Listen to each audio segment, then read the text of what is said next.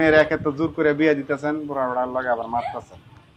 15 লক্ষ টাকা কাবিন ধার্য করিয়া 10 লক্ষ টাকা স্বর্ণবাবু উসল 5 লক্ষ টাকা বাকি রাখিয়া উক্ত বিবাহে যদি আপনি আব্দুল মান্নানকে স্বামী হিসাবে মাইনা নেন, তাহলে একবার বলেন জোরে আলহামদুলিল্লাহ। বড় মজলিসে সবাই আমরা শুনি, দেরি করেন না, বলেন। ওনাকে যদি আপনি স্বামী হিসাবে মানেন মামুনি, তাহলে জোরে একবার বলেন আলহামদুলিল্লাহ, বলেন। আমি মানি না। সব কিছু হয়ে গেছে, অনকন মানি না, তাহলে কেমন হইব?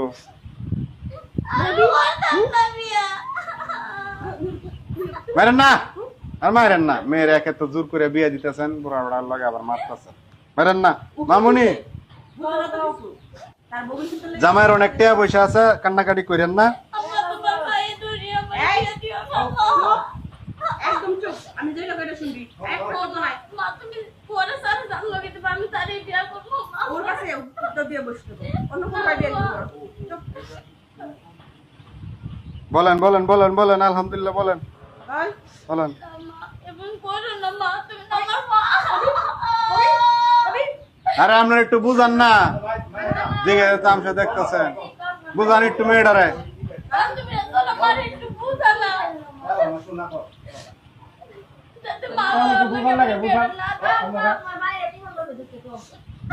এই চুপ থাক।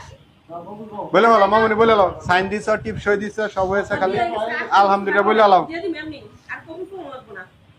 15 লক্ষ টাকা কাবিন ধার্য করিয়া 10 লক্ষ টাকা উসল স্বর্ণ বাবদ 5 লক্ষ টাকা বাকি রাখিয়া আব্দুল মান্নান সাহেবকে যদি তুমি স্বামী হিসাবে মাইনা থাকো, দূরে একবার বলো আলহামদুলিল্লাহ। মা বলো বলো।